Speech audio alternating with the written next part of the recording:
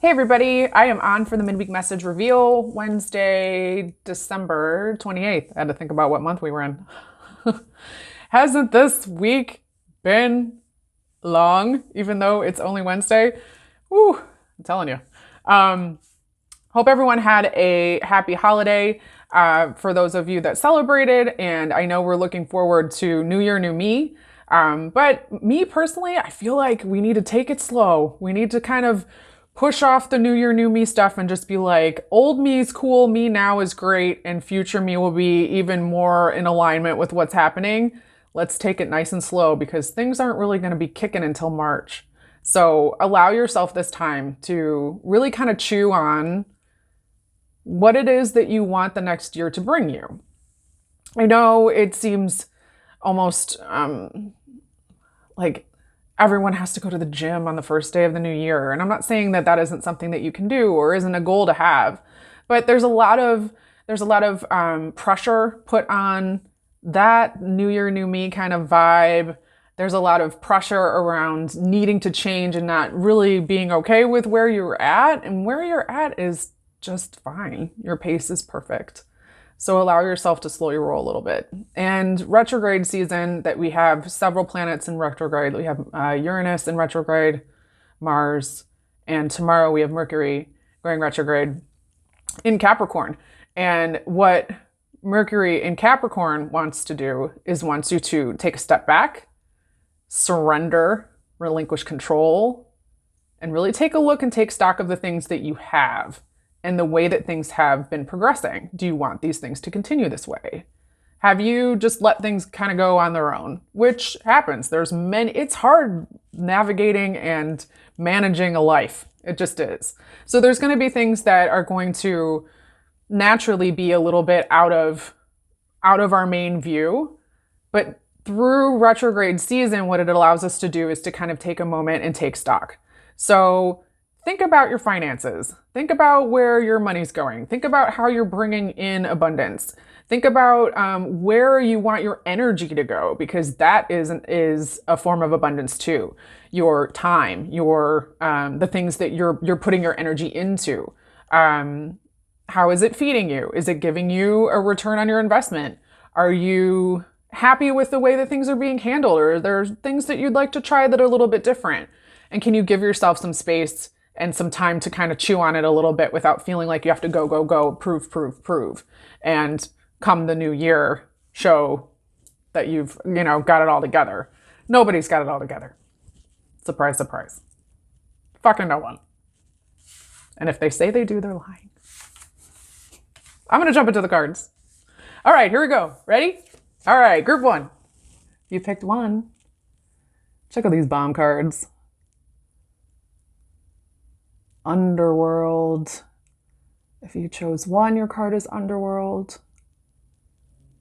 Big scorpionic energy here. Wouldn't be surprised if the people who picked one have Scorpio placements or have a connection deeply to scorpionic energy within their chart, or are going through a period of transformation.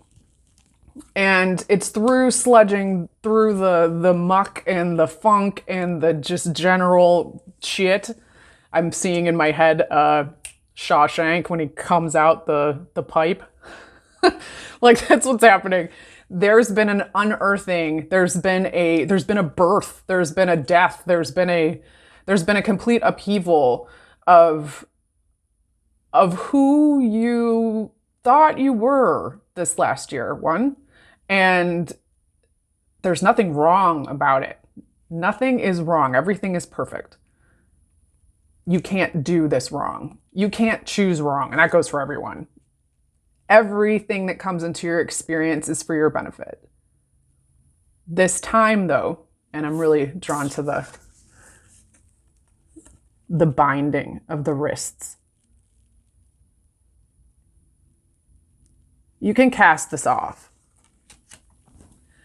One, I feel like you're holding yourself to either a standard or even a punishment, something that you feel guilty or shameful about, that has to do with this new sort of shift that you're undergoing. So You've come through the other side. You're beaten and battered, and you're tired and you're hungry and all of these things. Your soul is especially hungry.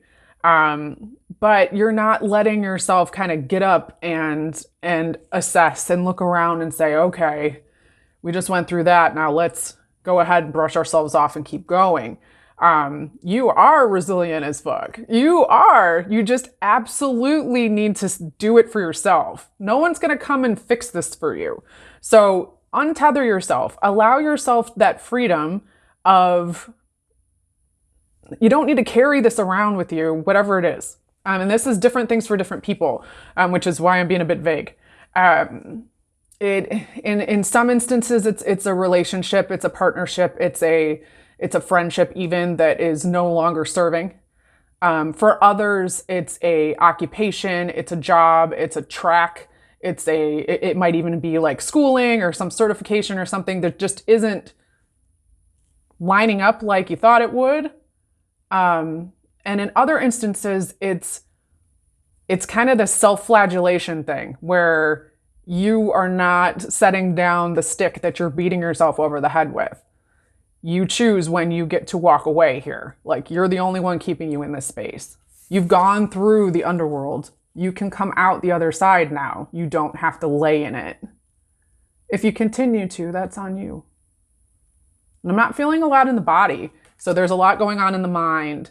So there's a lot of rumination, spinning things that are happening. Try and bring it back down and get yourself into a grounded state. Ask yourself, what's up? What do you want to do about this? Because you're the one holding you back. Okay. And I say that with love. All right, 2.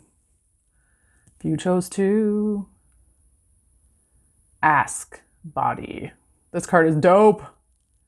So big third eye happening here, right? But that's not it. It's not here third eye. It's the third eye of your whole soul that's just asking you to come down into the body here. There are questions that you have. There are things that are happening that you're not sure what to do. There's a decision that needs to be made. You're kind of wishy-washy about something that's going on. This isn't a personal way. It is familial to some, and to others it has to do more interpersonal. So it would have to do with people that you talk with more often, people that might be in your social circle, but it feels more kind of like work colleague type stuff. The answer you are looking for is going to come from you sinking deeper into the body, because you've detached yourself in order to deal with it. You've almost dissociated to where there's a trigger point or something that's coming up around this topic. And that topic allows you to go, okay, you know what? I'm going to put on this persona and we're just going to offload that feeling for later. We're not going to deal with this. And that's okay. That, again, similar to 1, it worked for a while, but you're at a point where you don't need to do that anymore. If you're looking to see what you really feel and think, you're going to have to literally feel it in the body. So let yourself settle, let yourself think about it, let yourself feel about it, and ask. Close your eyes. You can sit and put your hand on your heart, your other hand on your belly, and just breathe once or twice. Okay. And ask, what's going on? And do a scan. Just scan, just listen.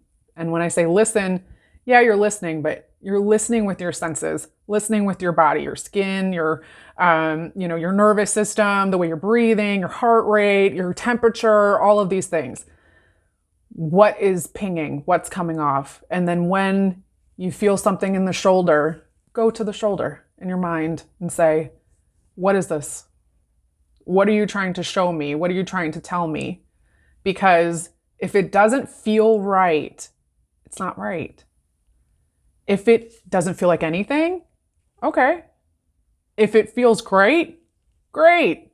But you are like your own divination tool.